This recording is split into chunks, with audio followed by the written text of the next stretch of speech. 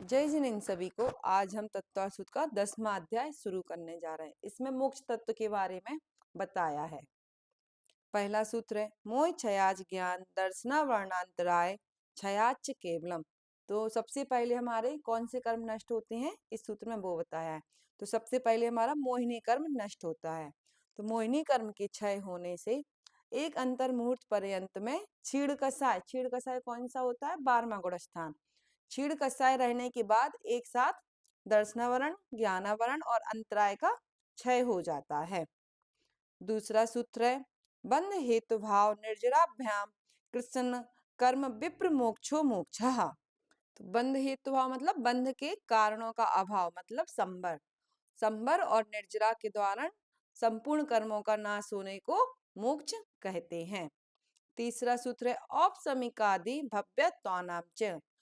हाँ, तो मोक्ष सिर्फ कर्मों के क्षय होने से होता है या अन्य किसी का भी क्षय होने से हो जाएगा। केवल द्रव्य कर्मों के क्षय से मोक्ष नहीं होता, वरन उसके साथ औपसमिक आदि औदैहिक क्षयोपशमिक और भव्यत इन 4 भावों के क्षय होने से भी मोक्ष होता है। ये भाव कौन से हैं, मैंने तत्वासुद के दूसरे अध्याय में बताया हुआ है। चौथा सूत्र अन्यत्र केवल सम्यक्त ज्ञान दर्शन सिद्धतेभ्या। तो मोक्ष में किन भावों का क्षय नहीं होता, इस सूत्र में वो बताया है।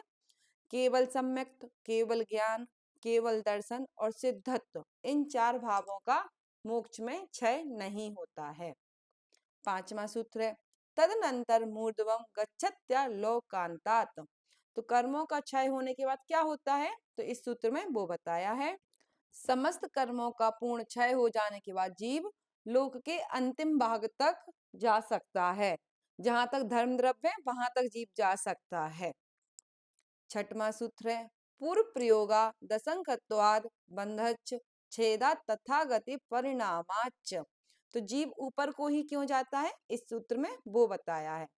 पूर्व प्रयोगा मतलब पूर्व संस्कार से, संग्रहित होने से, बंध का नाश हो जाने से, तथा वैसा स्वभाव मतलब ऊर्ध्वगमन करने का मुक्त होने से जीव ऊपर को जाता है। तो अब कोई हमें दृष्टांत देकर समझाइए, तो उसके लिए 7वां सूत्र बना है आविद कुलाल चक्रबद व्यपगात लेपालांबु बदेरंड बीज बदग्नि सिखावच्च। जैसे कुम्हार का चाक एक बार घुमा देने पर पूर्व संस्कार से घूमता रहता है, वैसे ही यह जीव पूर्व संस्कार से ऊर्ध्वगमन करता है। तो एक उदाहरण ये हो गया और 3 उदाहरण और बताए हैं। दूसरा उदाहरण क्या है, जैसे मिट्टी के लेप सहित तुम भी जल में डूब जाती है, परंतु जब मिट्टी गल जाती है तो तुम भी ऊपर आ जाती है। उसी प्रकार जब हमारे कर्म धीरे धीरे मुक्त होने लगते हैं तो जीव ऊपर की ओर जाता है। तीसरा है जिस प्रकार एरंड का बीज फली के फटने पर ऊपर को जाता है, उसी प्रकार जीव बंधन मुक्त हो जाने पर ऊपर की ओर चला जाता है। चौथा उदाहरण क्या है, जिस प्रकार अग्नि की शिखा स्वभाव से ऊपर को ही जाती है, उसी प्रकार जीव भी स्वभाव से ऊर्ध्वगमन करता है। इस प्रकार से 4 उदाहरण से हमें समझाया है कि जीव ऊपर की ओर ही क्यों जाता है। 8वां सूत्र है धर्मास्ति काया भावात। तो जीव और पुद्गल का गमन धर्म द्रव्य की सहायता से होता है।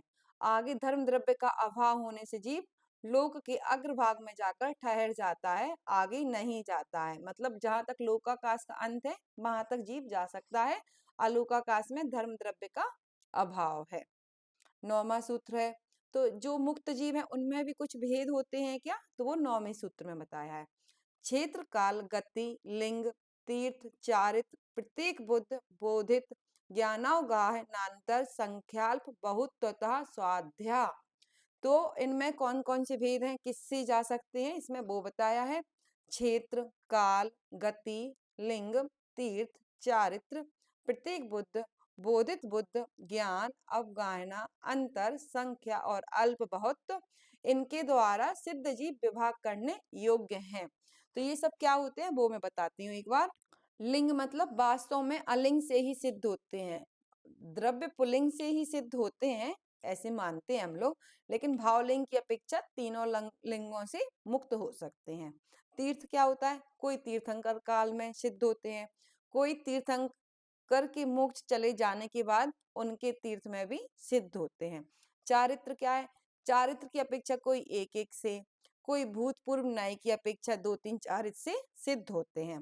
प्रत्येक क्या है? कोई स्वयं संसार से विरक्त होकर मोक्ष को प्राप्त होते हैं या कोई किसी के उपदेश से मोक्ष को प्राप्त कर सकते हैं। अंतर एक सिद्ध से दूसरे सिद्ध होने का अंतर जघन्य से एक समय और उत्कृष्ट से 8 समय का होता है। संख्या क्या है? जघन्य से एक समय में एक ही जीव सिद्ध होता है और उत्कृष्टता से 108 जीव सिद्ध होते हैं। इस प्रकार हमारे तत्वार्थ सूत्र के 10 अध्याय समाप्त होते हैं।